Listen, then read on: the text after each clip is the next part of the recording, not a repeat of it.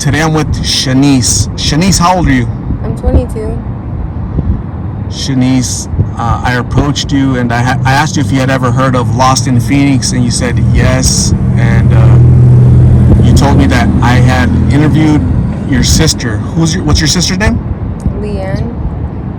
I think, and I remember interviewing her like last year sometime. And you gave me an update that you saw her a couple months ago. She's doing okay, or? Yeah, she's good. Last time she was skinny, but now she's a little bit bigger in a good way. And that's all we want for her. But not doing too good. I mean, as long as she's eating and she's safe, that's fine. But more or less, not really. How long have you been battling this addiction to blues? Well, at first I didn't think it was a problem.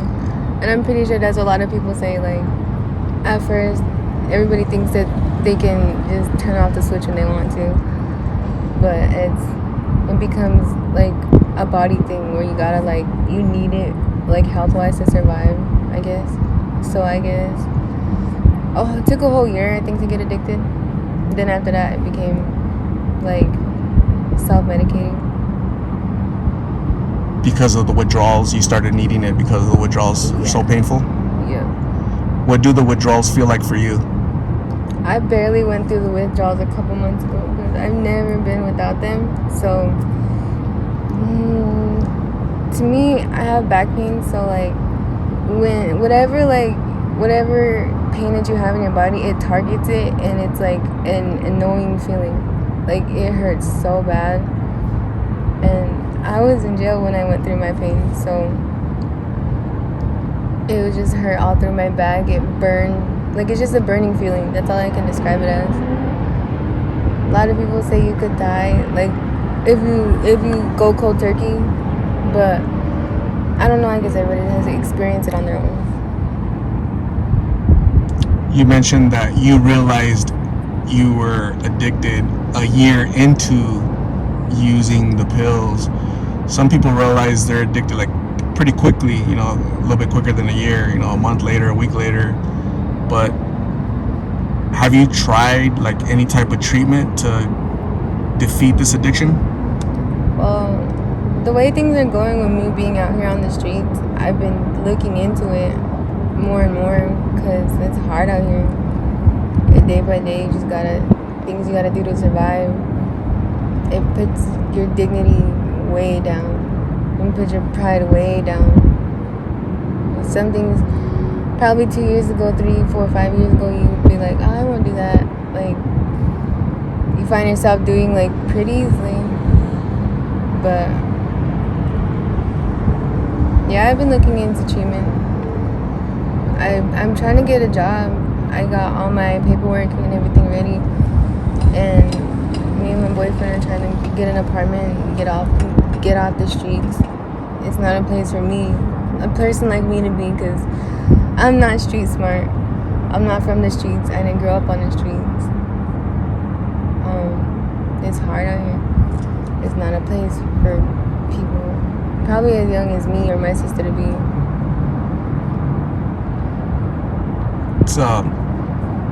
It's a little bit more dangerous for somebody like you that's not street smart, not from the streets. So there's danger already, but if you're really not street smart, you don't know how to survive in the streets, it's double the danger. Would you say that?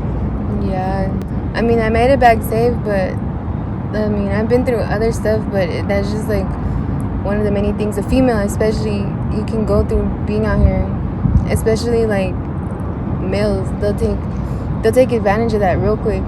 Seeing that you're a female on your own, even if you're just minding your business, they'll go out of their way and like bother you, and you never know either if like the people that come up to you, like female or male, they could be coming up to you as like a threat or like somebody just to pass you on to the threat,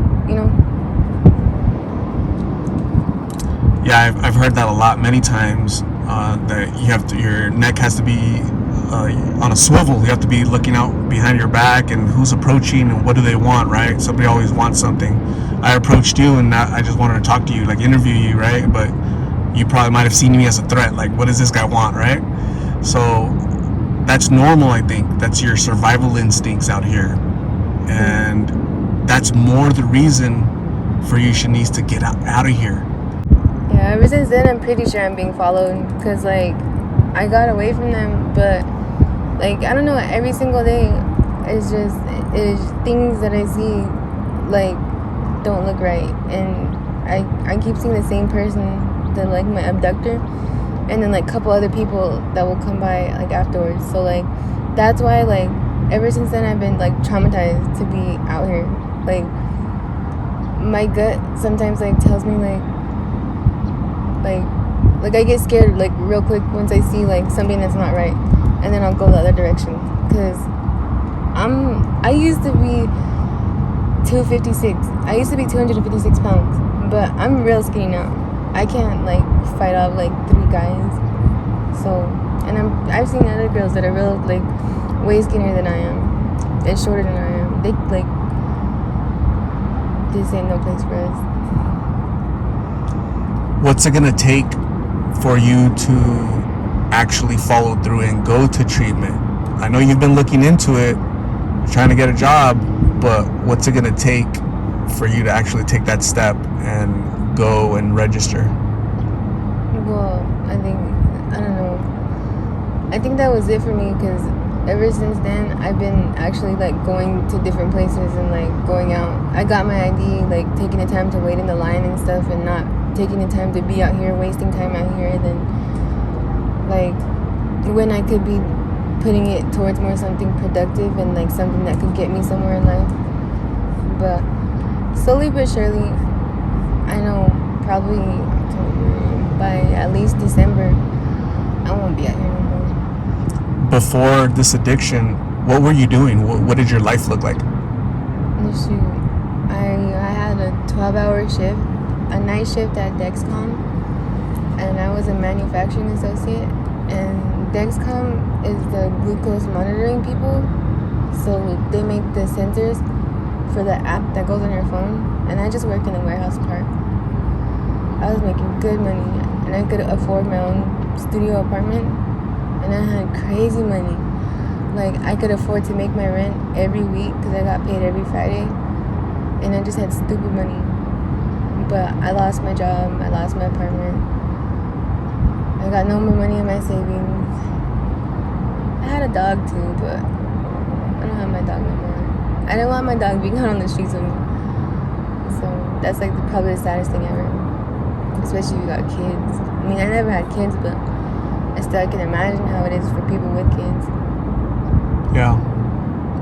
What advice would you give to other younger people, such as your sister, people that are like you at home, and their friends, their boyfriends, family introduces them, say, hey, try this pill? What advice would you give them? Well, somebody once told me before I got real bad on it, and I didn't really think nothing much of it until now that I think of it. And I don't know where these people are or how they're doing, but I wish I would have listened to them. They told me that you may think you're not gonna lose everything. You may think, like, oh, like, I'm not that bad on it. Oh, I can stop. Like, it's just something that you can turn off, like a switch.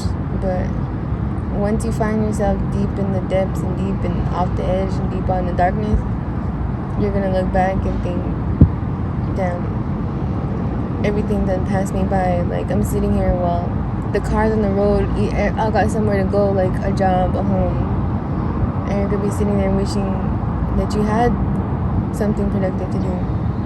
And it sucks. It hurts your dignity, and it hurts your pride. Shanice, this doesn't have to be your life forever. This is just a bump in the road, an obstacle that you need to overcome. Okay, so you keep saying your dignity's hurt, you've lost your dignity and your pride, and although that may be true, just work hard to regain your dignity, regain your pride, and work hard to get the life that you deserve. Get a job, get clean first, sober, clean, treatment, and then a job, an apartment, get another puppy, Right? Go visit your family. Go rescue your sister. Right? She's your younger sister, so she needs your help. So I'm gonna say thank you very much for sharing your story. I really hope that next time I see you, you're doing better. December is around the corner. That's your goal, is to be off the streets by December. I'm going to give you my card with my number on it, so you can call me if you need to write a treatment. You and your boyfriend need to write a treatment. If you need to talk to somebody, please call me, okay?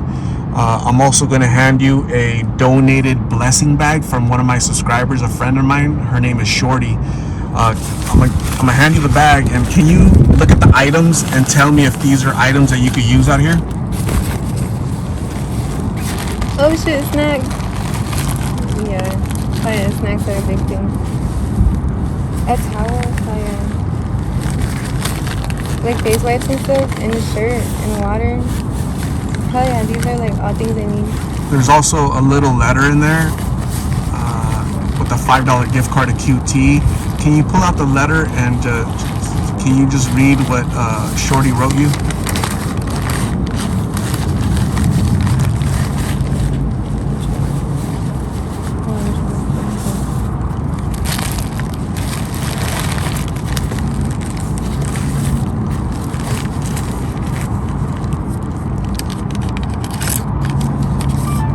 This is cool, the Dallas Cowboys thing. It says, first I want to say thank you for accepting this blessing bag. My family and friends helped me make for you. I only ask that you do me a favor and say a prayer for me as I battle my struggles with depression, anxiety, and awful thoughts as well. When you can, please pay it forward and bless someone by simply being a friend and helping somebody in need. I hope these items help out a little. Be safe, and please call Art to go to treatment. Give it a shot. Please, we really do care about you, and I'm praying for you. And she signed it, and it says stay up and stay blessed. Shanice, thank you very much. God bless you. We'll talk soon, okay? Okay.